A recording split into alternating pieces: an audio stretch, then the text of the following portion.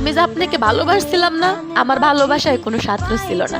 আমি জানতাম শেষ পরিণতি কি হইব, জানার পরও বারবার আমি আপনার কাছে ছুটে আসছি। কেন জানেন? কারণ আমি আপনাকে মন থেকে ভালোবাসছিলাম। তবে একটা কথা আমি গ্যারান্টি দিই আপনাকে, রাখে আল্লাহ, মা রেখে আল্লাহ যদি সহায় থাকে, একদিন এই যে চোখের পানি আমি জড়াইতেছি না আপনার জন্য, আপনি রাস্তায় রাস্তায় পড়ে আমার জন্য কান্না করবেন। শত চেষ্টা করে সেদিন আমার এই চেহারা আপনি দেখতে পারবেন না। আর একটা কথা মাথায় রাখেন, অবহেলা করলে লোহা তো জং ধরে। আর আমি সাধারণ একটা মেয়ে মানুষ।